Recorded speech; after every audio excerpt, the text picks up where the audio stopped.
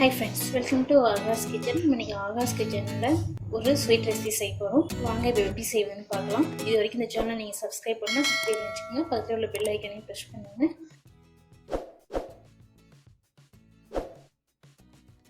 நம்ம இன்னைக்கு Aga's Kitchenல sweet rava அப்பம் தான் செய்ய போறோம். நான் வந்து ஸ்வீட் ரவா அப்பம் செய்யறதுக்கு ஒரு மிக்சிங் பவுல் மாதிரி எடுத்துக்கங்க. ஒரு பவுல் எடுத்து வச்சிட்டு ஒரு கப் வந்து மைதா மாவு எடுத்துருக்கேன். ஒரு கப் மைதா மாவு இதில் ஆட் பண்ணிடலாம்.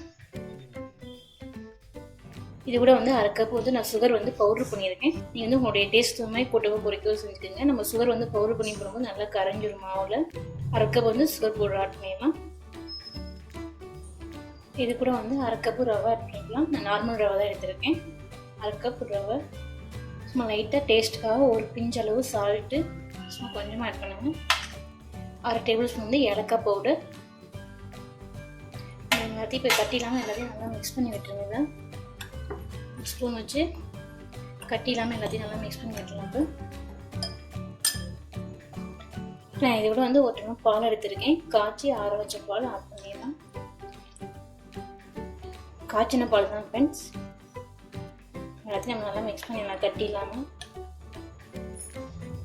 நம்ம கொஞ்சம் தண்ணி ஆட் பண்ணிக்கலாம். ஆனால் கெட்டியாக இருக்குது, அதனால் கொஞ்சம் தண்ணி ஆட் பண்ணிக்கலாம். வந்து நம்ம தோசை மாவு பதத்துக்கு தான் நல்லா கரைக்கணும். நல்லா கட்டிடலாம். தோசை மாவு பதத்துக்கு கரைச்சிக்கணும். இன்னைக்கு வந்து ஒரு கப் மைதா, அரை கப்பு வந்து சுகர் பவுடர், அரை கப்பு ரவை தான் ஆட் பண்ணியிருக்கோம். இந்த 3 பொருள் வச்சு தான் நம்ம வந்து இன்னைக்கு ஸ்வீட் ரவா அப்பம் செய்ய போகிறோம். குழந்தைங்களும் சரி பெரியவங்களும் சரி ரொம்ப பிடிக்கும், டேஸ்ட்டாகவும் இருக்கும்.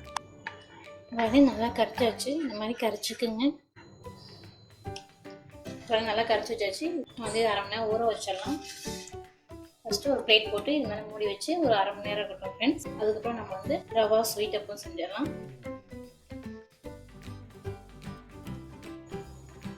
இப்போ பாருங்கள் ஃப்ரெண்ட்ஸ், அரை மணி நேரம் ஆயிடுச்சு. நம்ம கரைச்சி வச்ச மாவு எப்படின்னு பார்க்கலாம். பாருங்கள், நல்லா ஊறிடுச்சு பாருங்கள் மாவு. சூப்பராக ரெடி ஆயிடுச்சு. நம்ம வந்து இப்போ ஆயில் சூடு பண்ணிட்டு ஸ்வீட் ரவா அப்பமே செஞ்சு எடுத்துடலாம். இப்போ பாருங்கள் ஃப்ரெண்ட்ஸ், நான் வந்து ஆயில் நல்லா சூடு பண்ணிட்டு இந்த மாதிரி கடாய் எடுத்து ஆயில் சூடு பண்ணிக்கிங்க நல்லா. இப்போ ஆயில் நல்லா சூடாயிடுச்சு. நம்ம வந்து கரைச்சி வச்சிருக்க மாவை ஒரு கரண்டி எடுத்து நம்ம ஆயிலில் விடலாம்.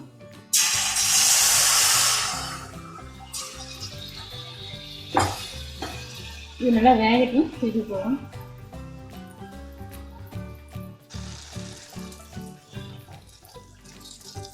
பாருங்க, நல்லா புஷ்னு வருது. நம்ம வந்து ஆப்ப சோடா எதுவுமே கலக்கவே இல்லை.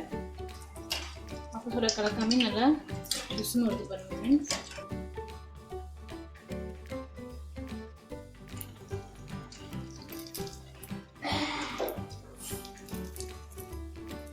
பாருங்க ஃப்ரெண்ட்ஸ், நம்ம வந்து இப்போ பாருங்க ஃப்ரெண்ட்ஸ், நான் டிவி போட்டேன். நல்லா பாருங்க புஷ்னு வந்துருக்குங்க. நம்ம இன்னைக்கு ஆப்ப சோடா எதுவுமே ஆட் பண்ணவே இல்லை. சூப்பராக ஸ்வீட் ரவா அப்பம் வந்துருக்கு. நல்லா வேகட்டி எடுத்துடலாம். பாருங்க ஃப்ரெண்ட்ஸ், 2 சைடுமே நல்லா வெந்துருச்சு. அந்த சைடில் வந்து எடுத்துடலாம்.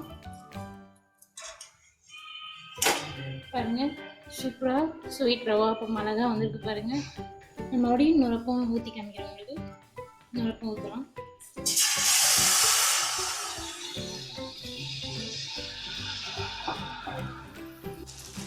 பாருங்கள், ஆப்ப சோடாவே எதுவுமே ஆட் பண்ணாமல் நல்லா புஷ்னு வருது பார்த்தீங்கன்னா.